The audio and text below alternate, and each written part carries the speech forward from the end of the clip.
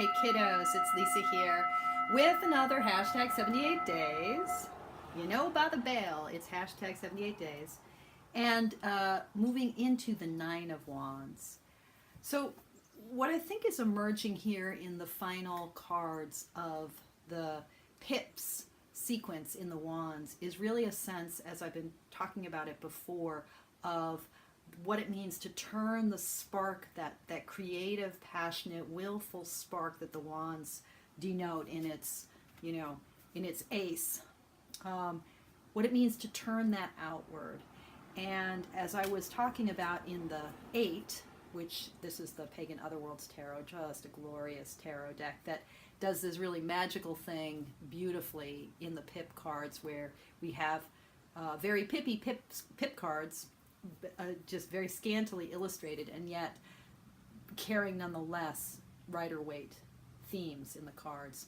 So, what I was saying with the 8 is the way in which the inversion of the direction of the wands in the Linnea Dunham design here gives us, instead of a sense of that movement toward completion of a project, that sense of speed or haste, gives us instead a sense almost of petition, of sending our energies outward and upward, of a kind of movement of faith and a kind of movement of the Sanskrit term for it would be kashanti, which gets translated as patience. And in a Buddhist framework, we talk about two different kind of ideals. On the one hand, virya, which is like vigor and zeal. It's wands energy. It's that mwah, or what the artist of today's deck, the Tarot of Delphi, what J.D. Hildegard Hinkle calls, when she's talking about the wands, calls fire in your belly, right? That energy. I'm hitting my belly right now. You can't tell, but that's my belly. So that's virya in a Buddhist sense, but virya is balanced on the other side by kashanti, which sometimes gets translated as patience or endurance or forbearance, or constancy even, that capacity to just kind of hang out with what comes, what happens, what with circumstances as they exist, without trying to push away the stuff we don't like or grab harder onto the stuff we do like. So you've got this fire in your belly, and it puts this energy forward. And then kashanti is about like perseverance, that the fire doesn't just burn out, that you put up with the consequences, that you're there, you stick around. You're not just all spark, which then fizzles out. Your spark, your flame, your fire, your bonfire, and then you're there for the ashes and the rest. So in a way, what's happening, I think, in the movement from the 7 of Wands to the 8 of Wands to the 9 of Wands to the 10 of Wands is that movement where like the fire in the belly moves into something that's more like endurance, perseverance, kashanti, forbearance. And we see that beautifully in Hinkle's deck, right? This, it's an out-of-print deck. I was really fortunate to get it in a trade. And it's a really smart deck. I haven't worked with it very much. I've just played a little bit with it. It's got a great little guidebook. And the guidebook explains the artwork, tells the origins of the images. All of the images in this deck are taken from either Victorian or Edwardian English painters. Most of them have a kind of historical theme to them. In fact, maybe all of them do. A kind of Greco-Roman feel to it. So they depict these scenes, these moments, and the guidebook then explains what the moments are. So it's like something like Lisa Hunt's Fairy Tale Tarot, or the Mythic Tarot, or Brian Williams' Renaissance Tarot, where part of the fun of playing with this deck is diving into the stories that are behind the images. So what I love here is the way that she moves from the 7 through the 8 into today's card, the 9 of Wands. Isn't that beautiful? That's a Dante Gabriel Rossetti image of Penelope. Okay, so in the 7, the story that she's referencing here is Penelope with her suitors. So that sense of being beset by, I'm looking for that sense of being beset by many obstacles, by opponents, that sense of having to stand your ground. I mean, the story of Penelope being wooed by all these suitors while Odysseus is away on his travels, and she, is weaving an image, and every night she unweaves it, she unravels the loom, and what she tells the suitors is, I'll pick a suitor when I'm done weaving my image. And yeah, she's an image, she is herself an archetype of faithfulness and fidelity, and a standing your ground that is about holding fast to, in a very Kshanti kind of way, holding fast to your commitments elsewhere, holding fast in this case to her husband, to being his wife, to the home that she has helped to create, to the sort of the rule on Ithaca that she embodies as the lady of the house, etc., etc.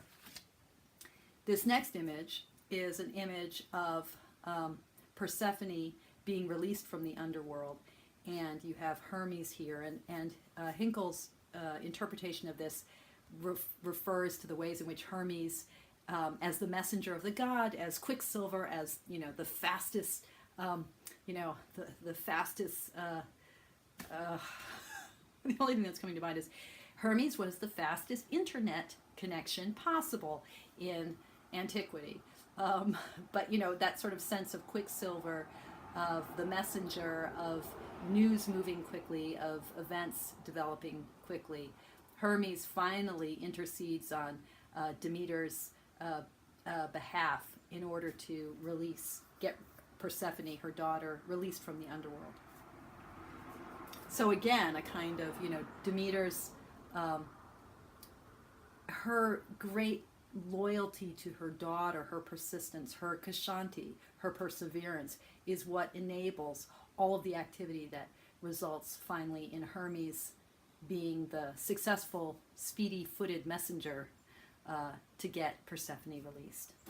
And then we have an earlier part of Persephone's story in the Nine of Wands, which is I don't like how the light's reflecting here on the gloss. It's hard to see the image. But Persephone is going to be released from the underworld, but unfortunately she partakes. Unbeknownst to her, the deal is that she can only be released if she hasn't eaten any food in the underworld, but she partakes of 6 seeds from a pomegranate. And we know how important the pomegranate is in the tarot. The image of the pomegranate behind the high priestess in the Rider-Waite Smith depiction, for instance. But she eats of 6 seeds of the pomegranate, and so when she is released, she's only going to be able to be 6 months of the year with her mother above ground, and 6 months below ground. And hence, we'll never get rid of winter. Winter will always be here for 6 months. So she becomes an image of what the Nine of Wands is all about, which is a kind of perseverance in the midst of ordeal, a kind of making the best of one's situation. She is the image of, again, to use the Sanskrit term, Kshanti, of a kind of forbearance, endurance, patience, and the willingness for life to transform us, for us to stick around and hang out with what's arising in the world. Right? It's all too easy to just think about the classic image of the Nine of Wands, this image of the bandage guy who's fighting and holding fast to his station, right, as being just an image of battle. What I think is so powerful about the Persephone image is the way, as Hinckel puts it,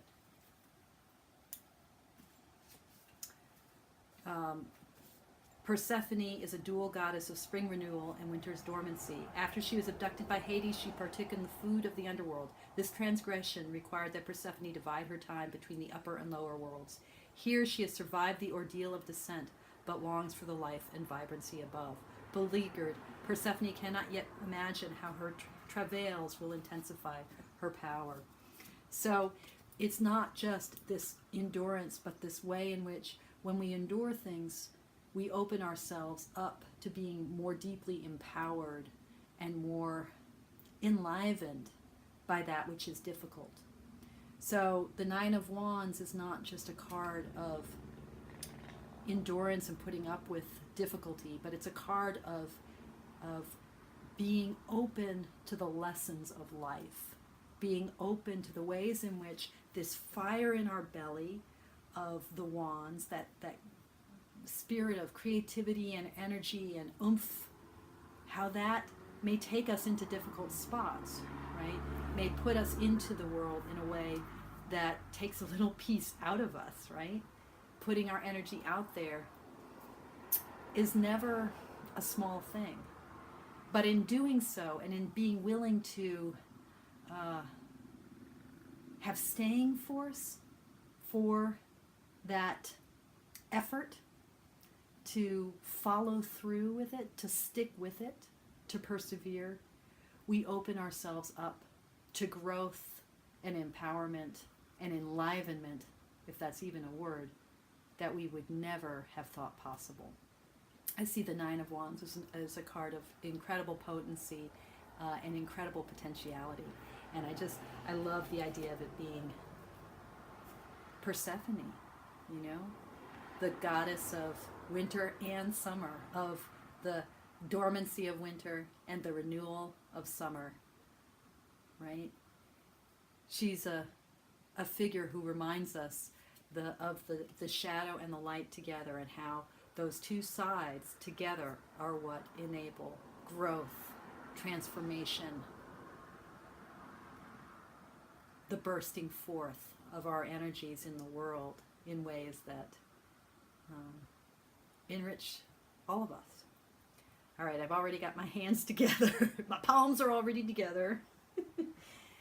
As always, thank you guys for listening, and thank you for all you do in the world, and thank you for your practice, what you bring forth every day. Blessings.